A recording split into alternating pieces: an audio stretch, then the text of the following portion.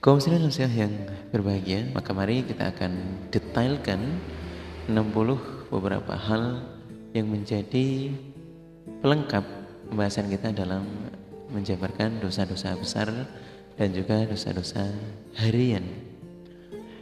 Yang pertama adalah kita luaskan terlebih dahulu tentang kalimat syirik kepada Allah. Syirik kepada Allah itu akan dibagi menjadi 3 hal.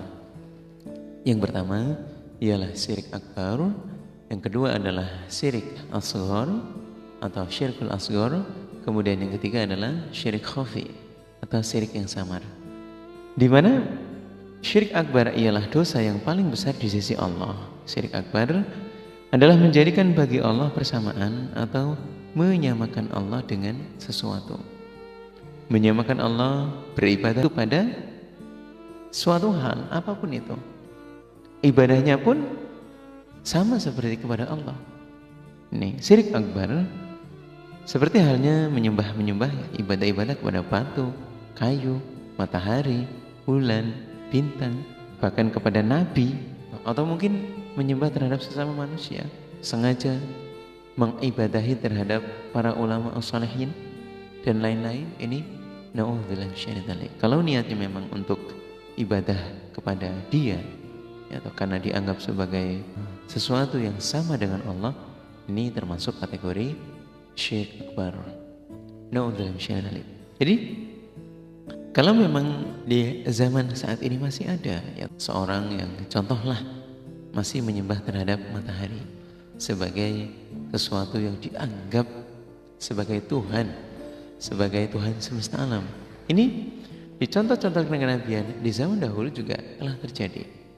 Contoh halnya seperti Nabi Ibrahim alaihissalam yang melihat kaumnya menyembah terhadap matahari, yang melihat kaumnya menyembah terhadap bulan, yang melihat kaumnya menyembah terhadap api. Semua itu sebenarnya adalah makhluk Allah yang mereka sendiri ya itu tidak bisa mendapati bahwa apa yang mereka sembah itu selalu ada. Always, anytime, ya, setiap waktu ada, setiap saat, tidak pernah tidak ada, ialah Allah, la ilaha illallah. Nah kalau kayak matahari ada waktunya, bulan juga akan hilang, api juga begitu, akan mati ketika alat pembakarannya sudah musnah. Jadi kalau menyembah terhadap hal-hal yang demikian, itu adalah syirkul akbar, syirik yang sangat besar, menjadi sesuatu yang salah dan keliru. Kemudian yang kedua adalah syirkul asghar, ialah dia menyembah kepada Allah namun ingin dipuji oleh manusia, ingin mendapatkan sanjungan terhadap manusia.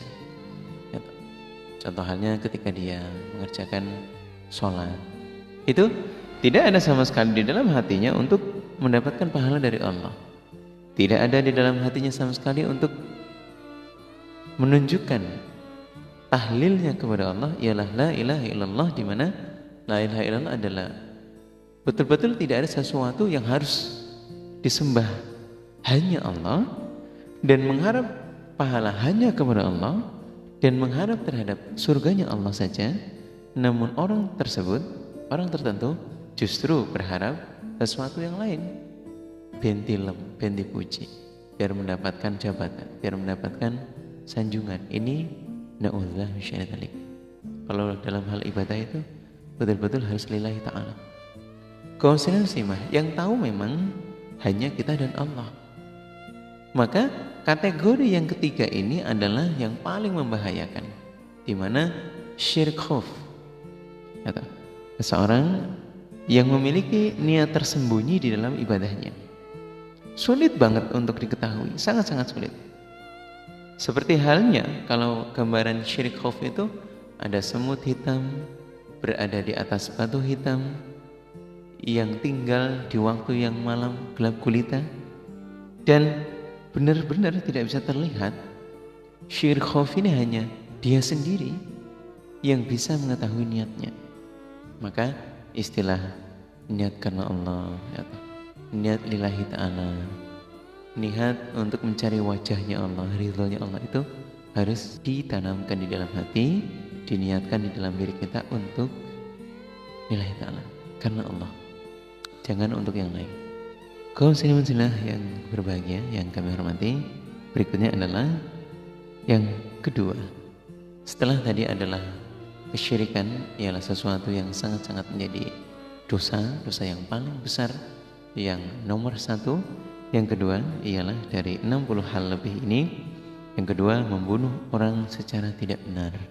Itu termasuk dosa besar. Kaum muslimin ketika ada seseorang dengan niat apapun, dengan permasalahan apapun kok kemudian menghilangkan ruhnya seseorang dari jasad, itu adalah termasuk dosa yang sangat-sangat besar. Yang berhak menghilangkan ruh dari jasad itu hanya Allah. Allah telah menugaskan malaikatnya untuk memiliki tugas dicabut. Tidak sedikit pun manusia memiliki keberhakan. Bahkan kalau seseorang kemudian melakukan hal itu, kisosnya apa? Kisosnya adalah seseorang yang membunuh harus dikisos dengan cara yang sama. Bahkan kalaupun kemudian dia ingin mencari pembayaran dari tebusan, itu mahal sekali. Membawa sekian puluh ekor onta dengan usia yang berbeda-beda, itu saking sulitnya. Kalau misalkan pun kemudian bisa dilakukan, mendatangkan sekian puluh ekor onta yang umur sekian, yang betina sekian, yang jantan sekian, itu seandainya pun bisa, mahal sekali harganya. Jadi satu dari jasadnya hambanya Allah itu memang dihargai, dimuliakan oleh Allah. Jadi kalau ada orang kemudian menghilangkan nyawa, memang pantas sekali untuk dikisos, ya toh? Karena tidak lebih menghargai daripada Allah. Allah saja menghargai terhadap ruhnya manusia, jasadnya manusia. Masa hambanya kemudian meremehkan? Lebih mulia daripada Allah kah seseorang yang membunuh terhadap orang lain itu? Tentunya kan tidak. Allah jauh lebih suci, lebih mulia.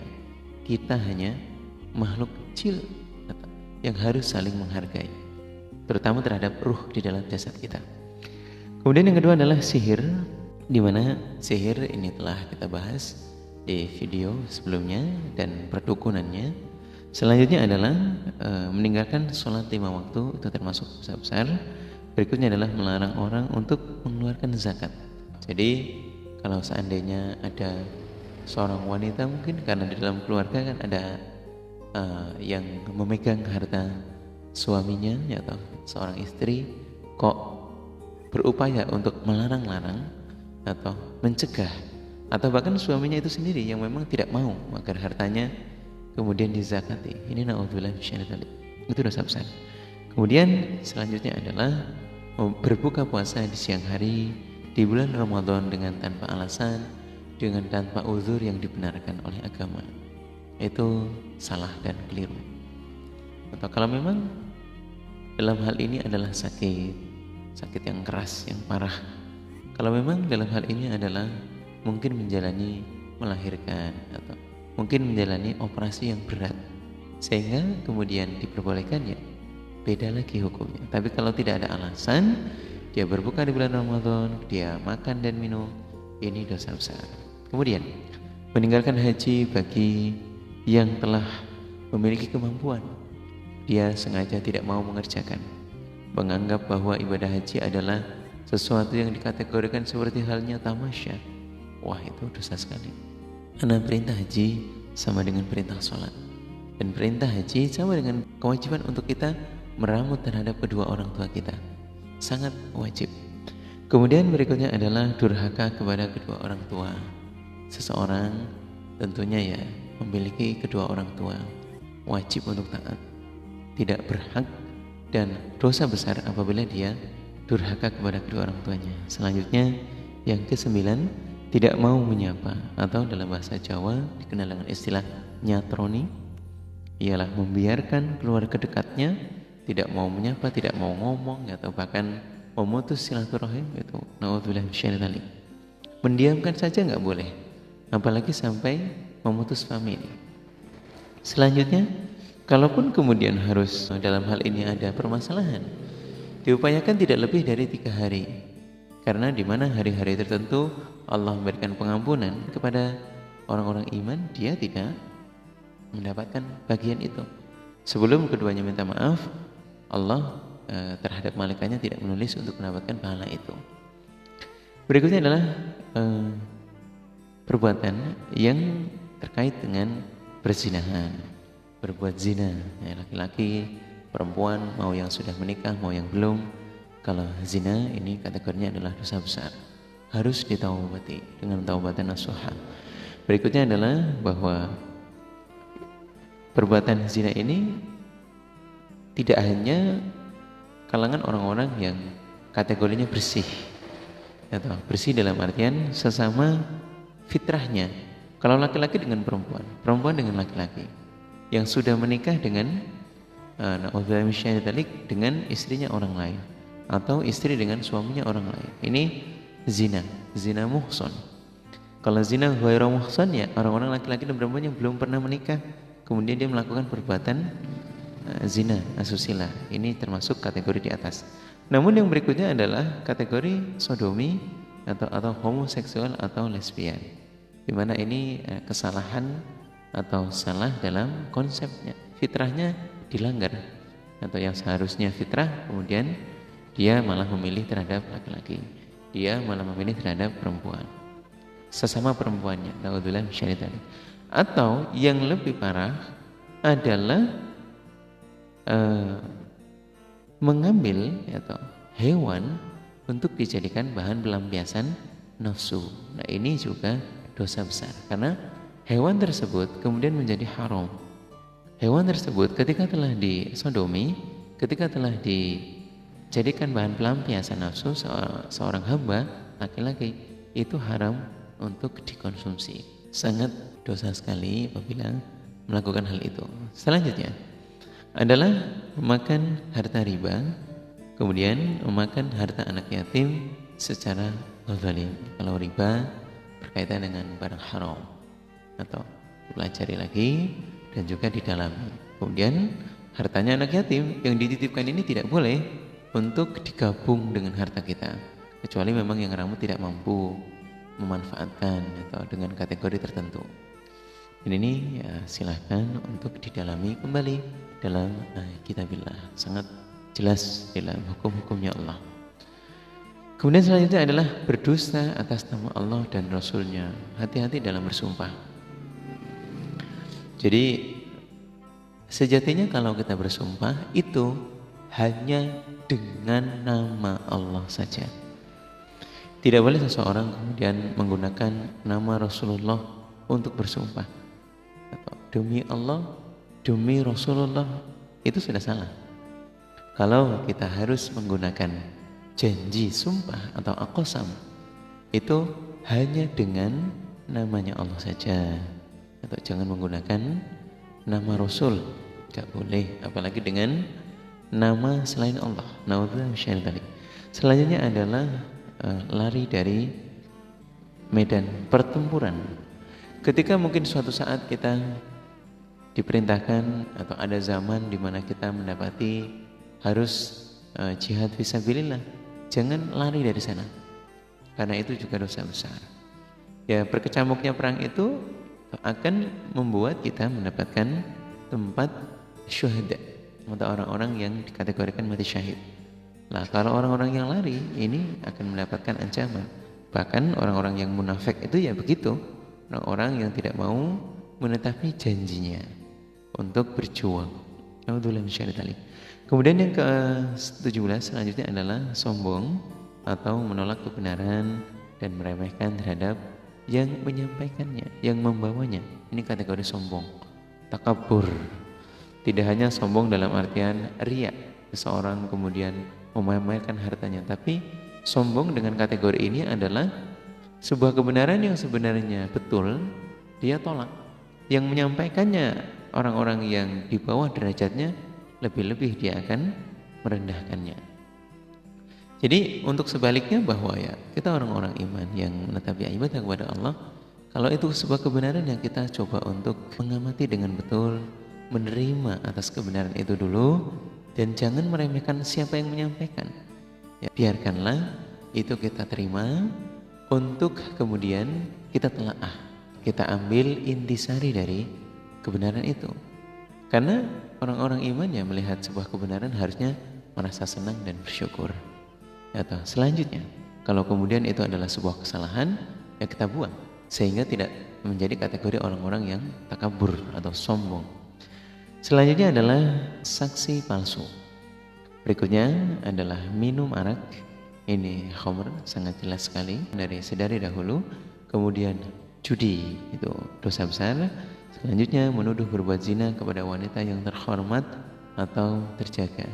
Sebenarnya wanita-wanita yang ini apabila dituduh sulit sekali untuk menjatuhkannya. Tapi orang-orang tertentu yang dengan niat yang tidak baik, dengan niat tajasus ini, yaitu mencari-cari kesalahan, dan itu termasuk salah satu dosa, ini ya berupaya untuk menjatuhkan martabatnya. Seperti halnya kasus dicontoh Ibu Aisyah radhiyallahu an, di mana beliau dituduh berbuat zina dengan suatu peristiwa ketika beliau mengikuti peperangan. Beliau itu ketinggalan di sekeduknya. Beliau ketinggalan karena izin untuk kencing. Nah, tidak mungkin beliau kencing di dalam tempat duduk di kendaraan ontanya. Namun kemudian ketika beliau belum datang untuk menempati tempat duduknya, nah ternyata beliau tertinggal di belakang. Nah, peristiwa yang menimpa Ibu Aisyah ini kemudian di dalam sebuah pasukan atau syariah atau apapun itu di zaman dahulu, ada seseorang yang menjadi pasukan terakhir untuk menyelamatkan orang-orang yang tertinggal. Nah, Ibu Aisyah diselamatkan oleh satu orang pasukan dari Rasulullah ini. Namun kemudian orang-orang munafik mencoba membuat berita hoax di mana beliau dituduh berzina oleh orang-orang munafik pada saat itu. Bahkan orang-orang iman yang kategorinya baik pun sampai ikut-ikutan atau menyebarkan fitnah ini, sehingga menuduh orang-orang yang terhormat, yang terjaga untuk menjadi martabatnya jatuh, ini dosa besar. Atau kalau memang tidak, ya tidak, atau jangan sampai menebarkan hoax atau justru membuat seseorang menjadi jatuh martabatnya. Pastikan bahwa itu adalah benar dan pastikan adalah itu salah. Tidak perlu menduga-duga atau menebar berita hoax. Selanjutnya adalah mengambil atau menjatah malak, kalau ada bahasa saat ini ya, kepada pedagang atau dan lainnya secara zalim dan melewati batas. Ini bagi orang-orang yang mungkin merasa dirinya menjadi preman dalam sebuah wilayah. Kalau itu adalah kewajiban dalam artian adalah untuk kemaslahatan lingkungan, perambutan terhadap tempat itu, ya sumonggo. Tapi kalau diniati untuk malak, karena banyak kisah seorang yang memiliki pekerjaan harus melewati antar pulau, antar kota, antar desa. Nah, ini mendapati pemalakan, atau dalam kategori ini adalah permintaan yang semena-mena, dirampas. Itu sangat memiliki kategori dosa. Itu pekerjaan yang tidak mulia. Selanjutnya 28 adalah memakan barang haram dan memakannya dengan cara yang haram juga. Para kaum muslimin, ada dua hal yang harus dijaga di dalam mendapatkan harta. Yang pertama adalah bagaimana cara kita untuk mendapatkannya. Yang kedua, bagaimana ketika kita telah mendapatkan, pastikan bahwa barang tersebut adalah halal. Dari mulai alat pembayaran yang kita gunakan, dalam artian cara mendapatkan duitnya atau dengan cara yang halal, karena uang itu pasti halal kalau kita pegang ketika telah kita dapatkan dari hasil bekerja. Ketika kita dapatkan dari hasil mungkin disodakohi seseorang atau disodakohi oleh keluarga kita, orang tua kita, saudara kita, ya itu halal.